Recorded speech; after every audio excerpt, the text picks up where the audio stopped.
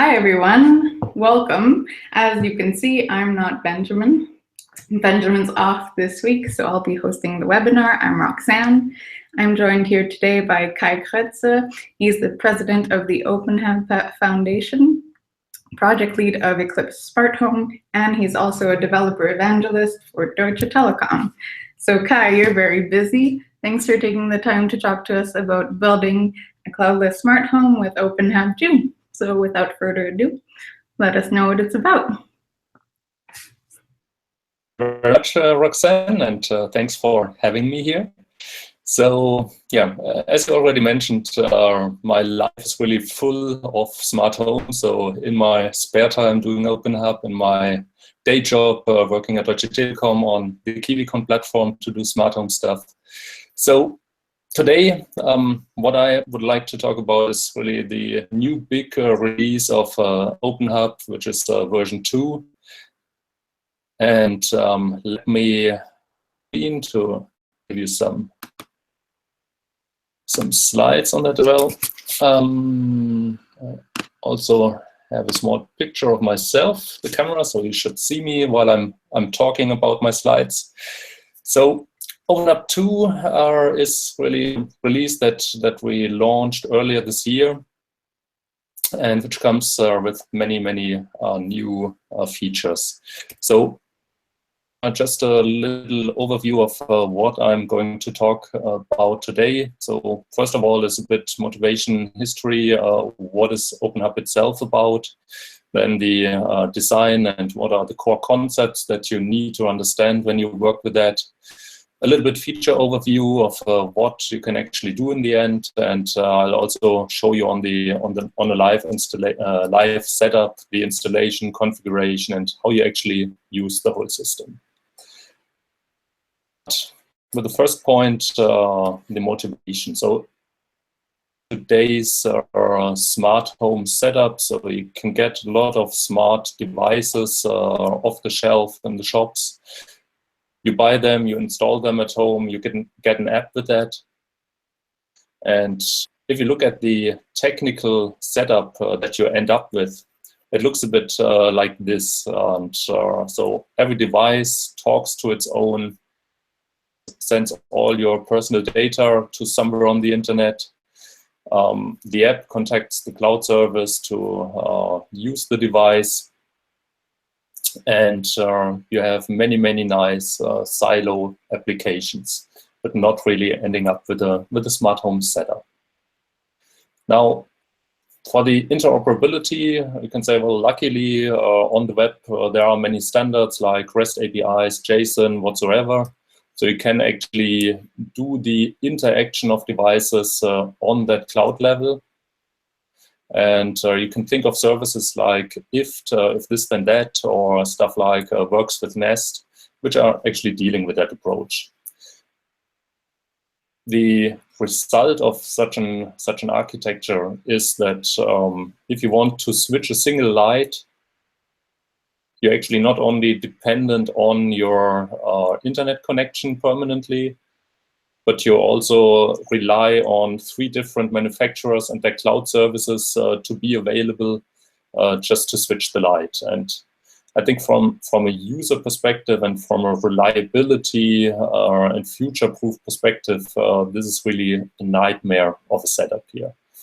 And one thing that you always have to remember is that, well, there is actually no cloud. There are just other people's computers. So you really have to trust all these parties.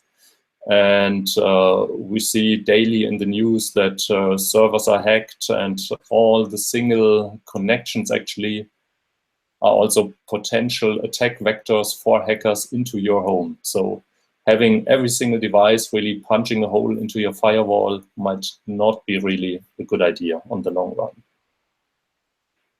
Now, the word smart home actually consists out of 2 parts. Smart, we've seen the smart devices, but also home. And I think need to consider that part a little bit more for smart home setups.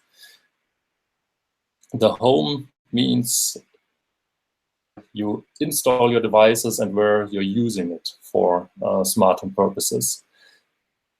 And that's why for me, the notion IoT in the smart home context actually intranet of things.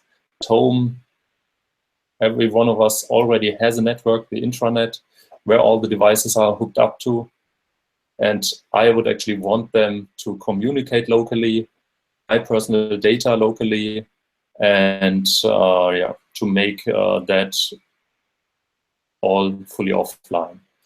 And as there is no common standard for in-house protocols, really, you need some central hub functionality to do the translation between the devices, which can also serve for remote access to your home and for having really overarching automation logic deployed on it.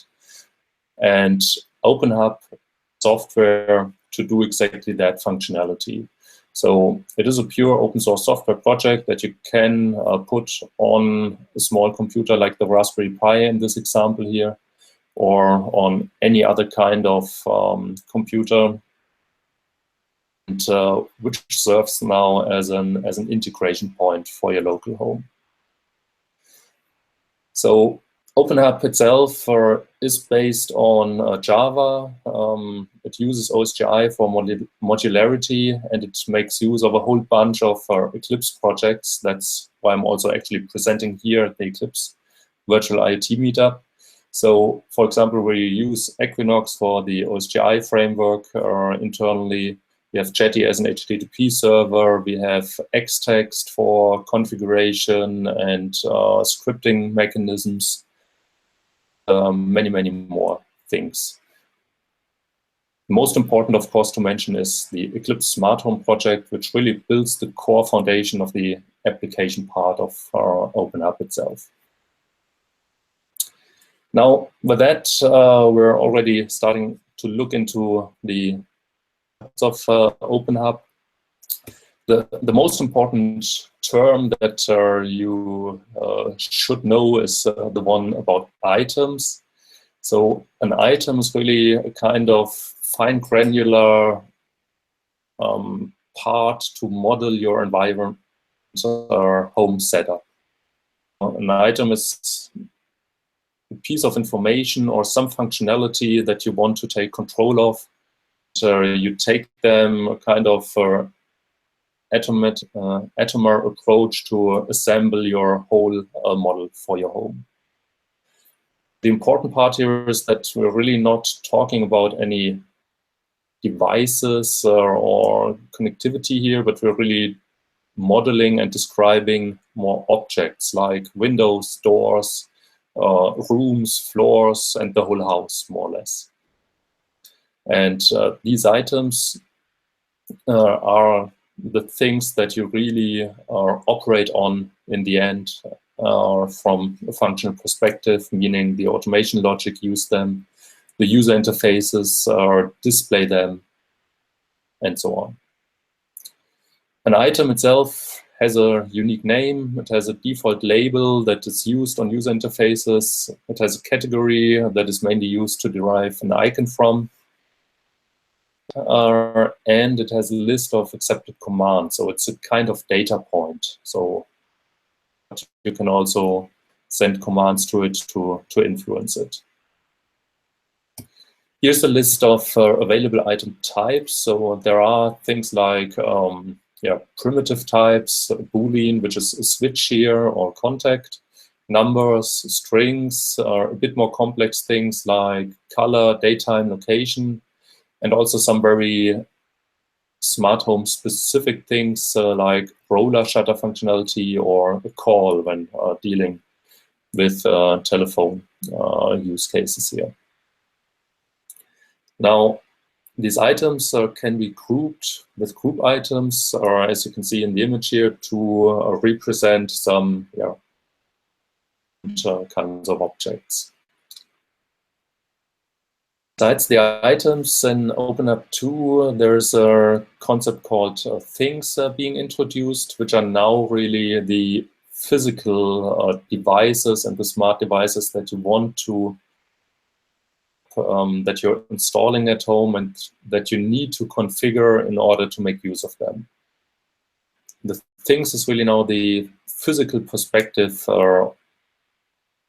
on your things, and this is really, as you can see here, for example, a magnetic sensor which you can attach to a window. So you're using that more or less as a device and a tool to some functionality.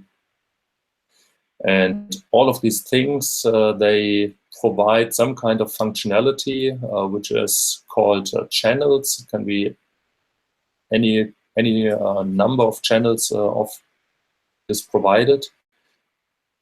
And these channels are then linked to the items, and such a link actually means that this specific device provides that kind of functionality in your modeled setup. The split between the functional and the physical view is a little bit of overhead in your initial setup and installation phase, but it provides you on the long run with a lot of flexibility to really two layers from each other. Because as you can see here, for example, for the plug on the right side, it's a dimmable functionality, temperature sensor inside. And both these functions are, from a functional point of view, something completely different. So we can use the temperature value to simply say, well, it's the temperature in a certain room, while the dimming functionality is that of a specific object in the room. So it's something completely different that it actually measures and does here. Similarly, you can have actuators that have many channels that switch, for example, 10 different lights in 10 different rooms. So again, from a functional perspective, such an actuator has many different varieties, and you want to put the functionality in different rooms and so on. Besides the physical and the functional layer, there's the third layer, the semantical layer, which is at the moment in its very initial phase and really planned to be extended more in the future 2.x releases of openHAB. But the idea behind the semantic layer is that the items themselves are really more some raw data. So you have a number value, you have a percentage value, you have some information that something is on or off, but you have no idea what it actually is. And the semantic layer gives you the chance to put so-called tags on these items to give them some semantic information. To really say, well, actually this first item here, which is currently off, it's an intrusion alarm information. 23 degrees Celsius, it's an indoor temperature. It's not your oven or something else, but it's really a room temperature. And so having that semantical information added to the items will give us, on the long run, more possibilities to derive automatic from that, and to infer some logic automatically from that information. Now, these layers are mainly for, well, administration purposes on the thing level. As I said, these are the devices that need configuration that you add to the system. That's something that is done by more or less the administrator of your system. The rest above that is really for the daily use and operation of the system. The second design principle of openHAB is the so-called Hollywood principle. Don't call us, we call you. openHAB doesn't try to invent some kind of new protocol or standard which the devices have to adapt to in order to communicate, but openHAB simply says, well, we use what the devices out there offer as an API, as a way to connect to them. And so we simply adapt to all the different protocols and try to reach out to the devices and use them as they are offered. As a result, the different bindings speak are always custom protocols or different protocols to the end devices. And the bindings, you can think of a kind of translator to item or events or commands. getting that on an abstract and level together. So the usual setup is that such a binding receives commands which are sent out to the devices, and they provide back state updates if something changes there. There are also certain bindings for devices which are more remote controls, buttons, and so on, like the one on the right side here, the Amazon Dash button binding. This one, for example, sends commands for the items because you use them to actually trigger something.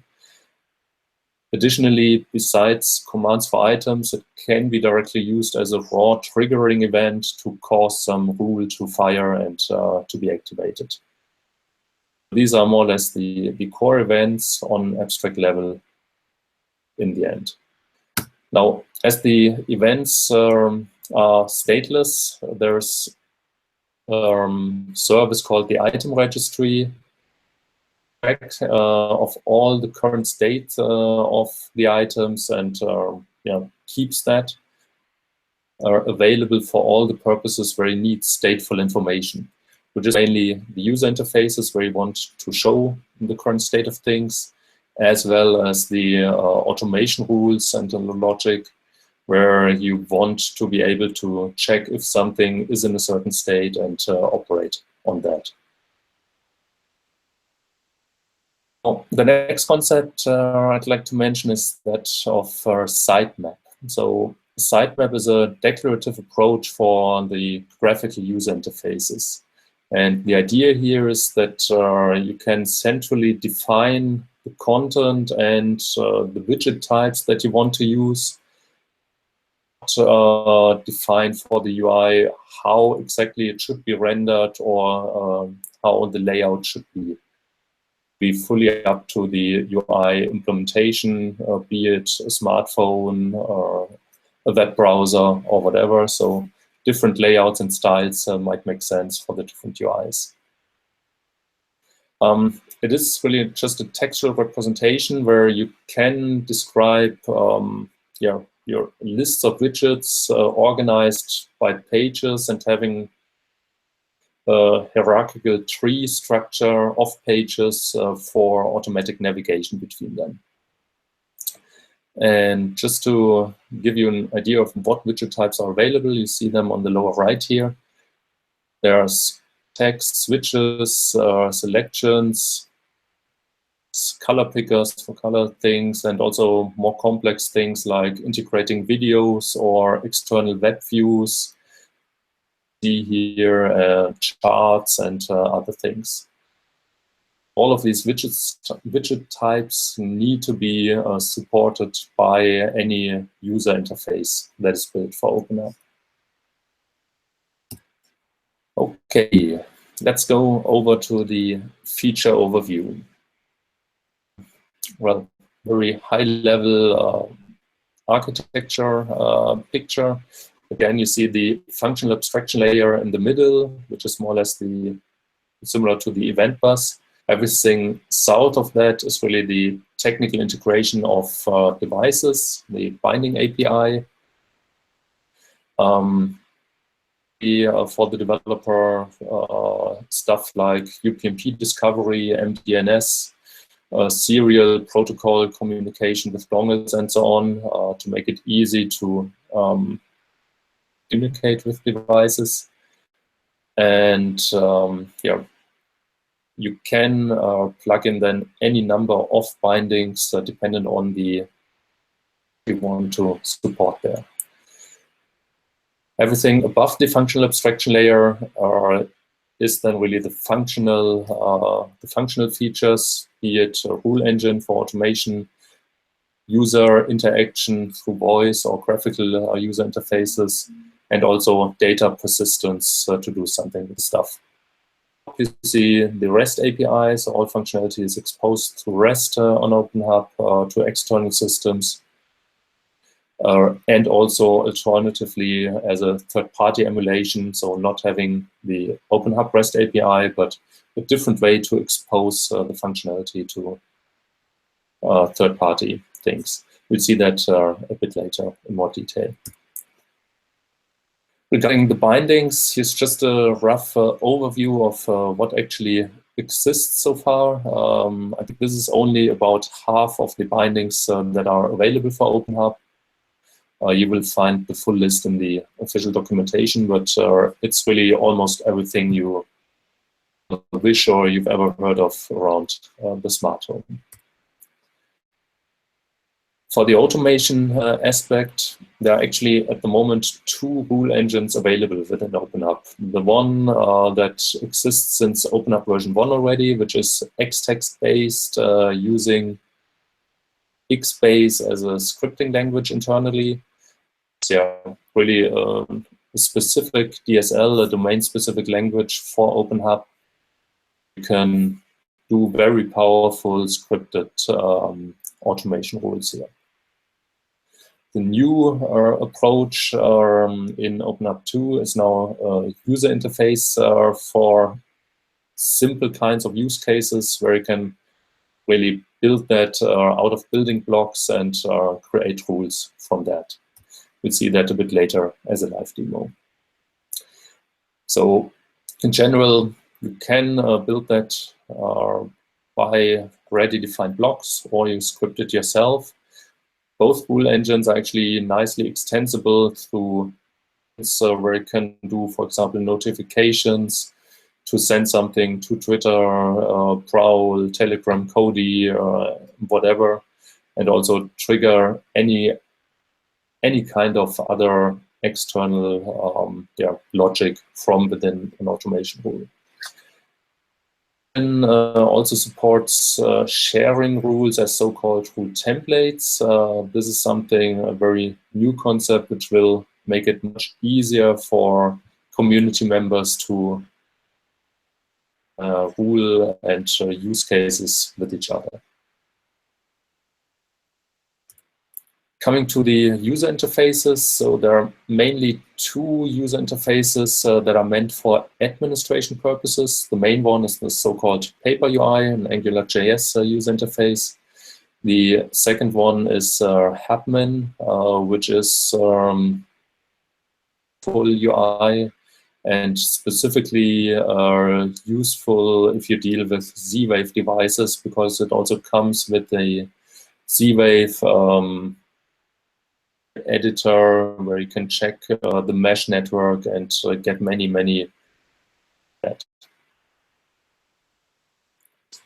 On the operational, so the daily use UIs, there's even a much broader range of UIs you can choose from, starting from smartwatch UIs, web UIs, native applications for Android, iOS, Windows, and also tablet-specific ones that are meant for tablets that you hook up to your wall at home and use them there. So there's not one choice for everybody, but it's really where different users have different preferences. Some further functionality is the whole support around audio and voice. So openHAB comes with a concept of audio sources, which can be mainly MP3 files on your file system, for example, or text-to-speech engine outputs, things, which is anything where you can stream audio to. So first of all, you can, of course, use the local computer where it runs on as an audio sync. All kinds of bindings support the devices and make it possible to stream the audio to them, like Sonos speaker, different AVRs, Kodi as a Chromecast, Squeezebox, and so on. So many different options to actually use connected speakers and other devices to do that. For text-to-speech, there are different implementations available. For those running openHAB on a Mac, it's very easy to simply use the built-in text-to-speech engine from macOS. It's an open source, fully Java-based text-to-speech engine. Voice RSS is a free for personal use cloud-based service with very good quality. So there are different options available on that.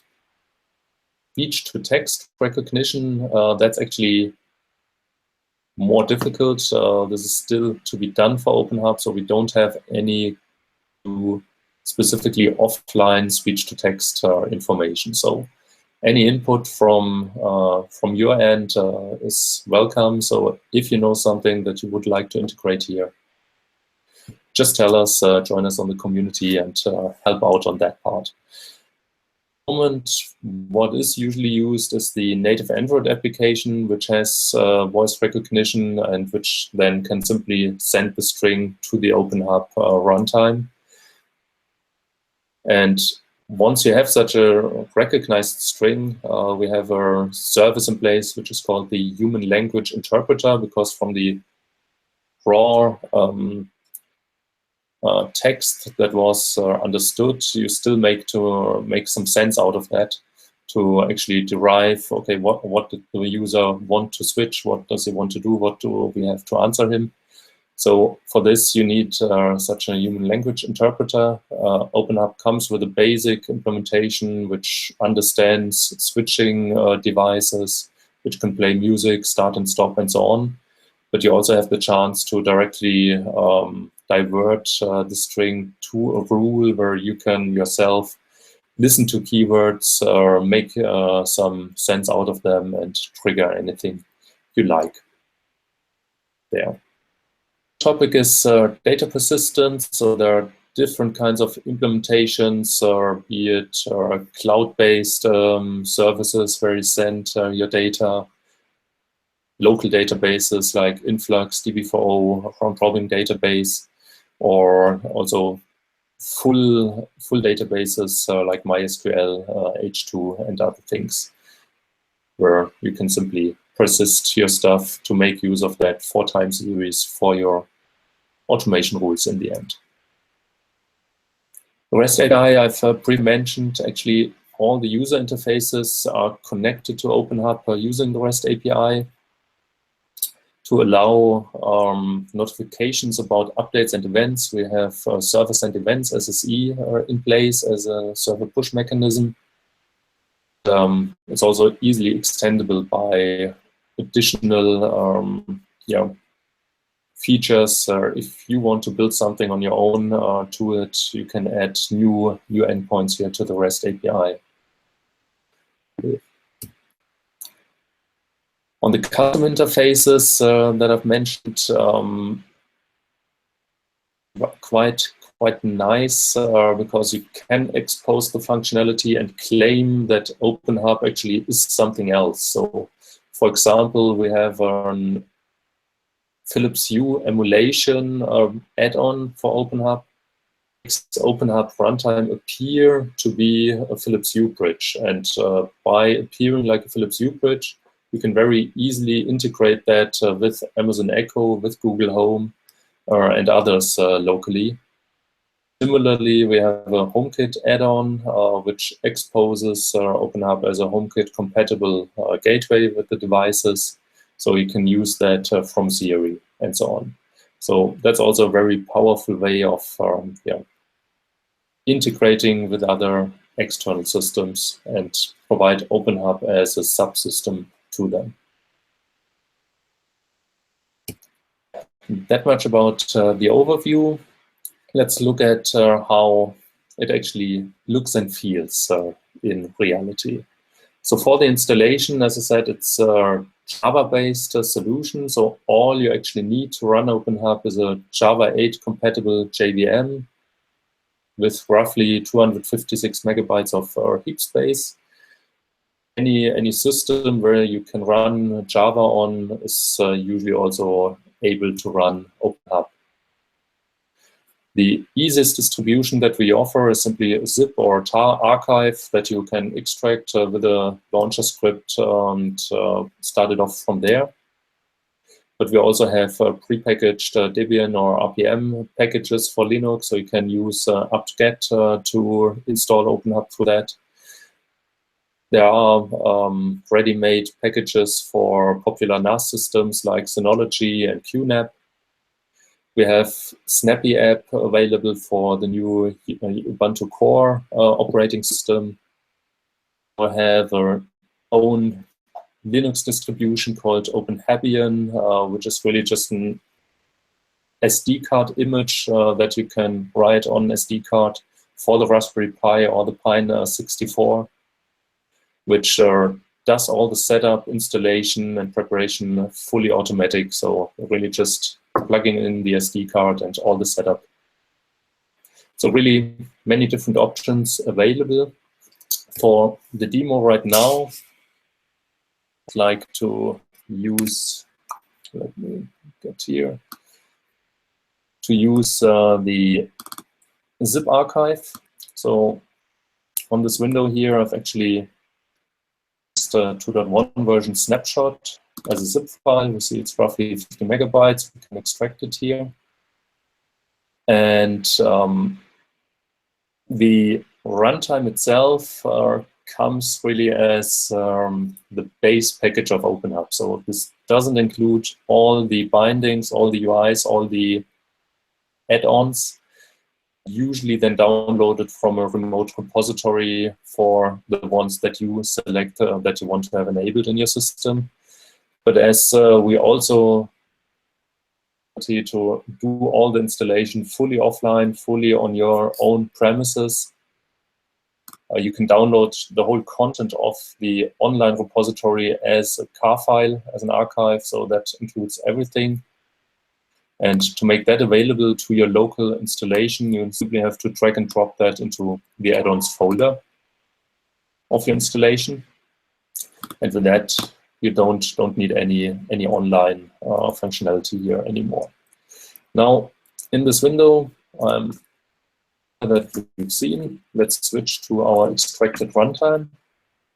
And in here, we see there is a start script which we can simply launch. And this now fires up openHAB. It takes a moment. The initial launch takes a bit longer because it has to read all the initial add-ons here. But once we're there, let me start my web browser. So just start now. Go to localhost port 8080, and it welcomes us with an initial setup screen. Gives us some pre-defined packages for different kinds of users. You can get some detailed description if you click here on our online documentation, what these packages exactly contain. For the demo here, I'll simply go with the demo package that has Paper UI, Basic UI, different things installed, that comes with a couple of bindings already, and also some sample configuration files. So let's choose the demo setup. This now picks up all the add-ons that are defined there and locally installs them. It shouldn't take too long for them to appear.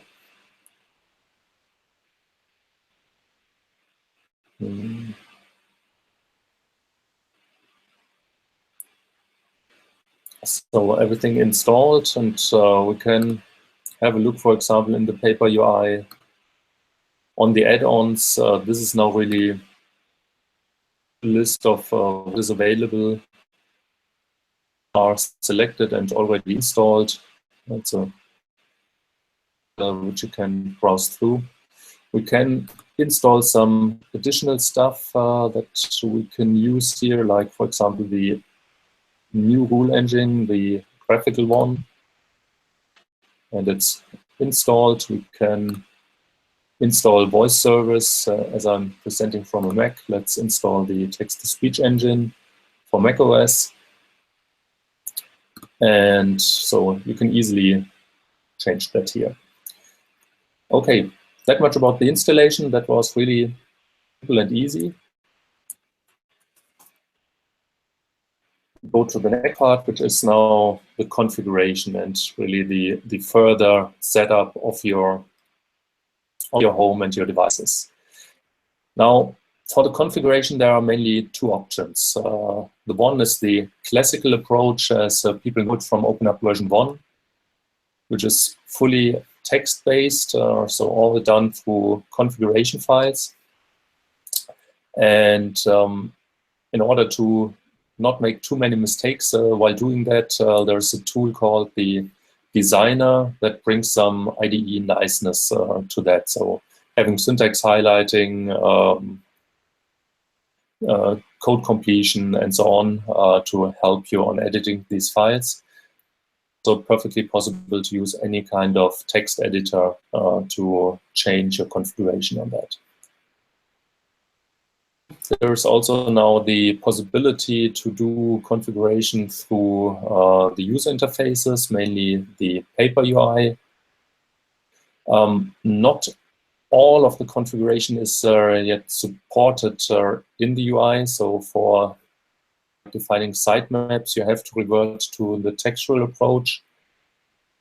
But you can do many things through the UI.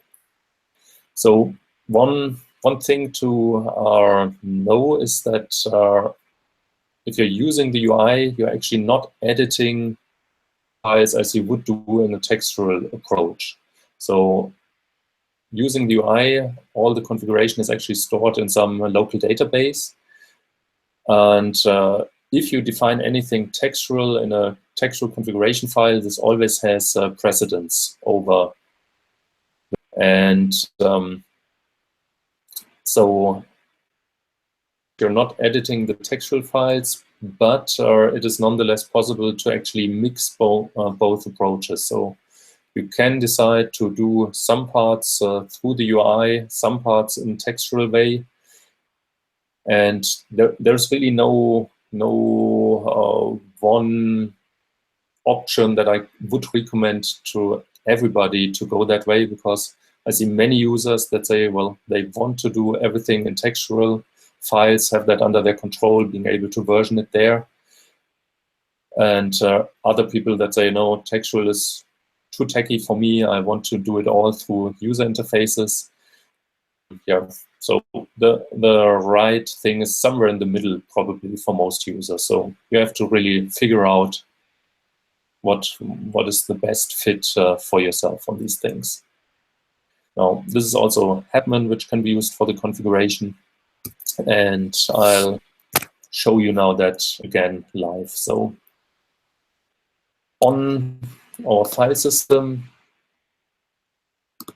we see that in here is a conf folder where we, for example, have now demo items and all the rest, which I've mentioned. Let me start with Eclipse SmartHome Designer to directly edit these files.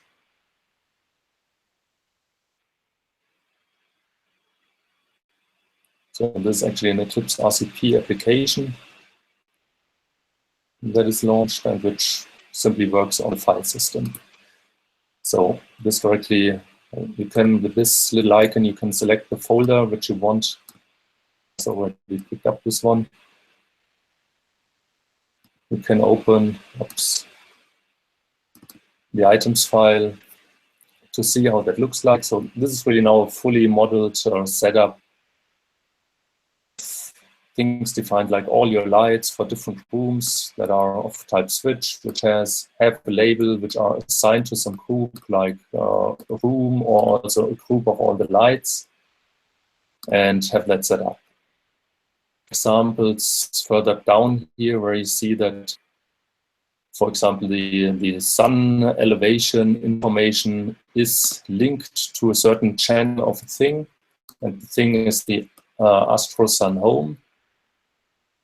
So to see what binding that actually is, or what thing it is, we can switch over to the and we see there is an Astro Sun Home defined with some configuration, having a geolocation defined, an interval, how often it's updated, and so on. So this is really the full textual way of how you can set that up. On the sitemaps, just to have a brief look at that, you can then see that sun elevation is listed here. It should be simply shown widget to have that available, and some other information on that. Last but not least, let's have a brief look at the textual rules. Oops, that has some issue here. I think I have to restart the designer, sorry for that. It usually open nicely.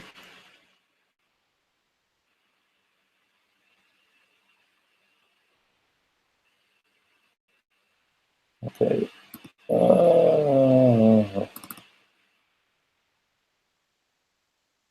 Does it work now? Come on. Yeah, there we go. Everyone can ask their questions next to the video or hashtag Virtual IoT. Yes.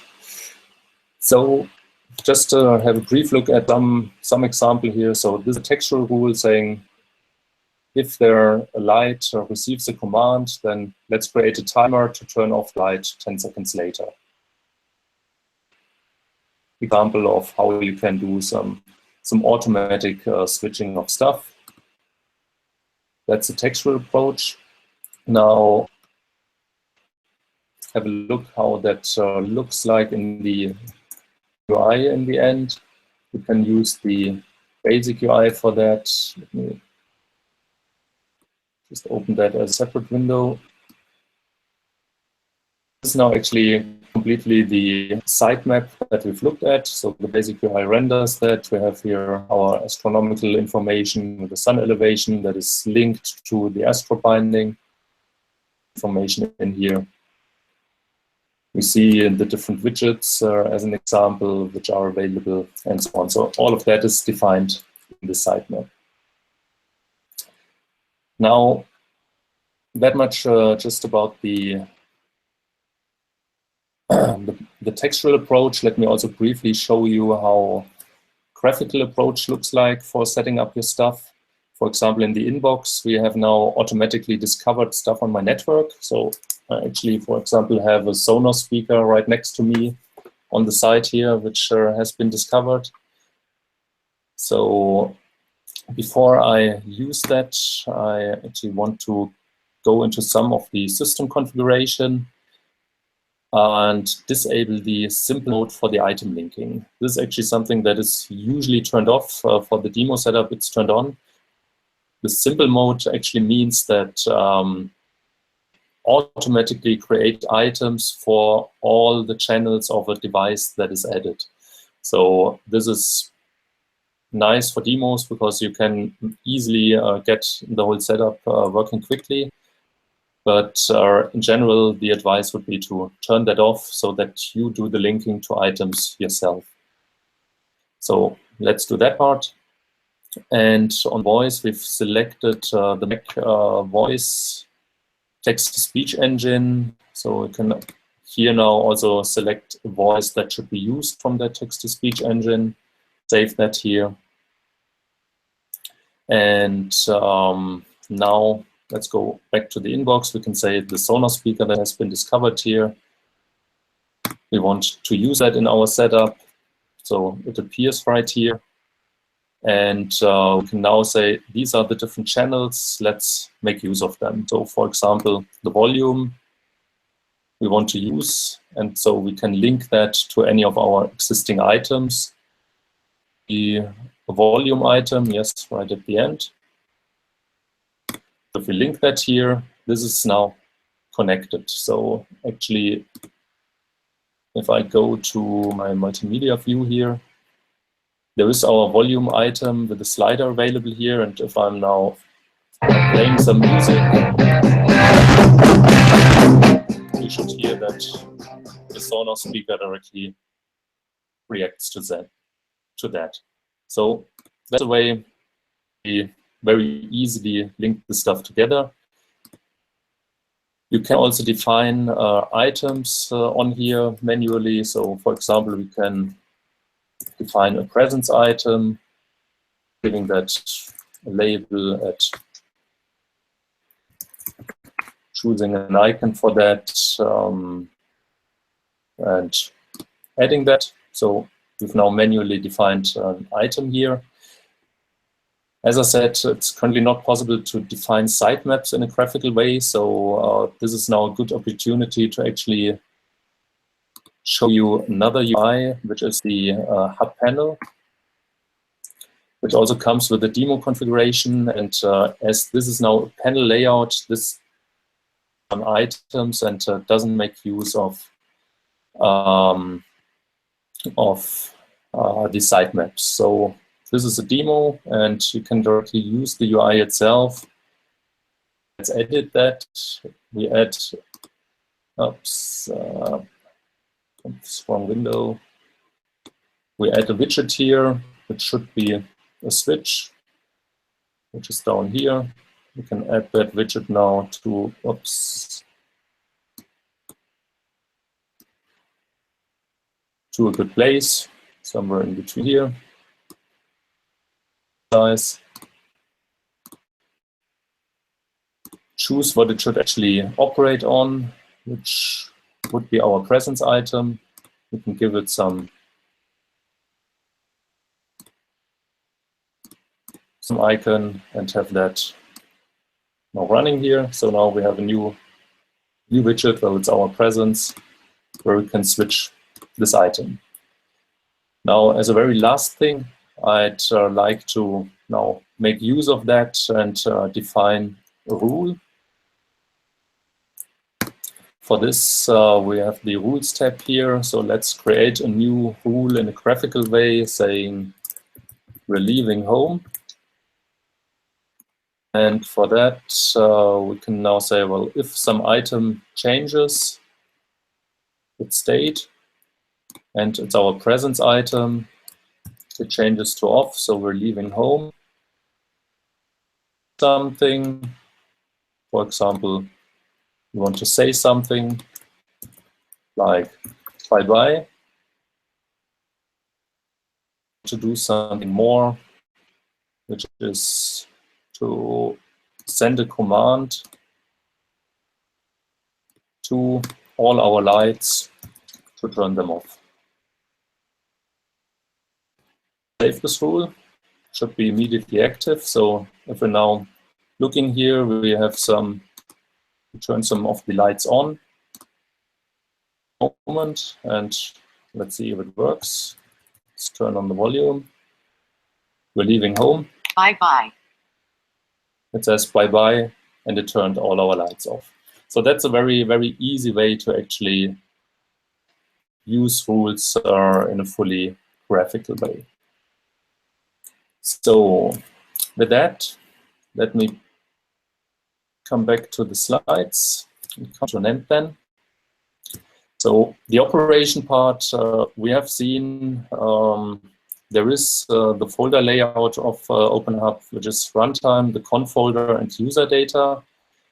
And as I said, the conf folder for textual configuration, it's really meant to be read-only for the system. So the system itself only writes stuff into the user data folder in the end. So you have a clear separation of what goes where. The whole, from a management perspective, is done on, can be done through console. We're actually using Apache Graph there as a container. So you have stuff like remote SSH access to your system, full control on OSGI to install further stuff that might not be openHAB related itself, and do a lot of things on that there. But for the normal daily operation and the end user, of course, there's the main interaction through user interfaces, although this shouldn't be really a focus for a smart home setup. But usually you use much more notifications. If something happens, like text-to-speech notifications on speakers, push notifications on your smartphone, and all of that is very helpful.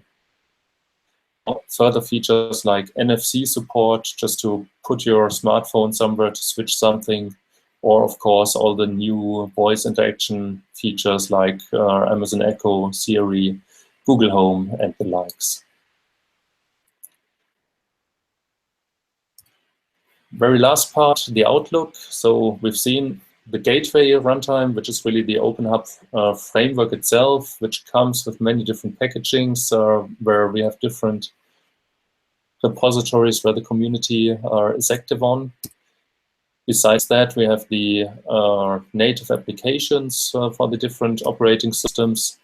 Something that I haven't shown is an openHAB cloud service, which is also a separate project again, which is actually a Node.js-based server, which can be used for remote access to local runtimes and also integration with push notifications. We, as the openHAB Foundation, actually also host one reference implementation of that for everybody to use and test there. Outer services then also used for integrating with specific Alexa skills with services like IFT and so on for the people who want to use that as an option as well. What's in the pipeline? What comes next? Actually, the standard answer to that is usually, well, the things that the community develops. So it's really a fully community-driven project, and there is no roadmap where you can easily see what future, but it really depends on what people contribute to the project.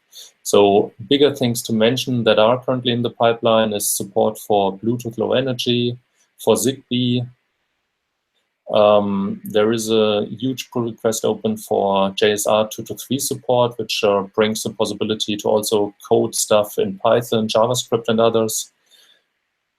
The semantic tagging for having an ontology on top of that. And something that will also be soon rolled out is Eclipse IoT Marketplace integration to easily share that I've briefly mentioned before. I'm now really at the end of the presentation, and I think we should come to the questions. Thank you very much so far. Thank you, Kai. We have many questions. There was actually quite a discussion in the chat, so I'll try to make sure I ask all of them, but some of them were already answered by other members of the community, as you said. It's a very active community. So are there plans for OpenCV integration in the future or to enhance the ROS interface? OpenCV integration, I'm not aware of anybody working on that. As it's not Java-based, it's always usually rather a side project and something externally being integrated by somebody else. But yeah, I'm currently not aware of any activities on that. Okay. Second question, are there plans for an overall tutorial for VLAN setup? Because most people don't want dodgy, cheap Wi-Fi appliances on the same LAN as their PC, but only on their openHAB or a separate VLAN. So Christoph Egelbert said he might do a tutorial on that. Are you aware of anything else that's out there that people can look at? You mean to have separate networks locally, so your stuff with the PCs and the stuff for IoT? I think that's actually a very, very approach that I'd also like to more follow up on, because we've seen many vulnerabilities of IoT devices, and I think they should be really put into a separate network at home, which is also restricted for internet access for these devices, so that they can't become part of botnets and so on. The question overall is something that goes beyond openHAB as a runtime that you put on one of the computers in your network. So it's rather something that needs to be addressed within the router to actually offer you a kind of separate IoT network and make this as a separate subnetwork with different routing tables in between. Yeah. Again, I don't know of any plans of a tutorial how to exactly do that, but if anybody's actually interested in doing that, I'd be more than happy to help out on that. Awesome. When will openHAB have one built-in solution for scheduling? So apparently there's a Google Calendar-based add-on, but is there plans for anything else? Yes, Google Calendar add-on, that's actually also the main approach that we're following there. So there is support for, I think it's called RFC 54 something, so which is the CalDAV specification. So the idea is really to not have calendars built into openHAB itself in a way, to integrate with existing calendars through the CalDAV protocol. So that's the idea then, that you can use your Google Calendar or any other on your Nextcloud or wherever. You put commands into your calendar, set it all up in there and use that. Okay. Another question, can we integrate openHAB with Eclipse Cura? Certainly, yes. All right. I think as both projects are OSGI based, it's technically very close to each other. Should be easily feasible to run openHAB together with Cura on same Apache Graph system actually. All right. The reason that this doesn't exist yet is mainly that nobody spent really the efforts on that, because I don't think that it's a very common use case that you want to remotely manage many of the gateways, because that's one of the main purposes of the Cura project, to be able to remotely manage your stuff. While openHAB is usually something you have on your own premise where you are located, so you log into that and you use that. Right. Another question. It would be great to have a built-in UI to edit config files. Anything planned? The Happen actually already provides parts of that. There is a bigger open issue on the Eclipse SmartHome issue tracker actually, where I would like to, in the future, replace the separate designer by a web-based editor for these things. So the nicest approach to do that would actually be all the new Xtext features with the language protocol server on to have a web version of the Xtext editors.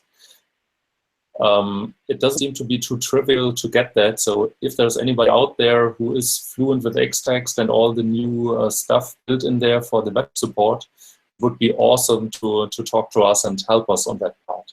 So yes, replacing the standalone RTP application by a web version of that, I would love to see that as well. Cool.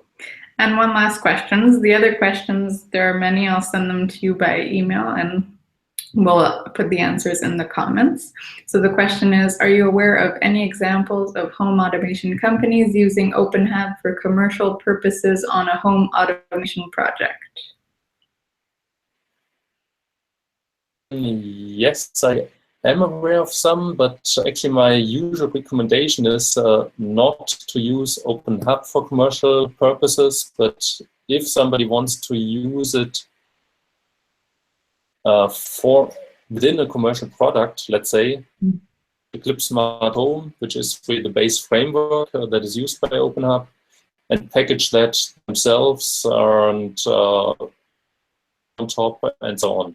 So the idea is really that commercial services around openHAB is fine. So consultancy installation services, but not really selling openHAB as a product on their own. And I think this is something that should be mentioned for everybody there that looks into using it commercially. The Eclipse Foundation, as an organization, really provides a huge benefit for everybody that wants to use commercially by all the IP reviews and all the processes that are involved in an Eclipse project. So code that you find for openHAB might be reverse engineered, and there might be issues to actually use that in a commercial application, while all the code that is hosted at the Eclipse Foundation is fairly safe to be used. So that's definitely something that I'm usually telling people here, and considering openHAB to be really the free and non-commercial offering from the community for the community. Right, that makes sense. So thanks, Kai. Everyone was saying how much they love openHAB and they love the community and how great it is, how helpful it is, and for sharing what they're doing with it. There's so much out there. So it was great to have you on. We'll be back next week, April 26th, to share the results of the IoT developer survey that were released today. I'll put a link in the comments. And yeah, we look forward to seeing you again. Thanks, Kai. Thank you, Roxanne. Bye. Bye.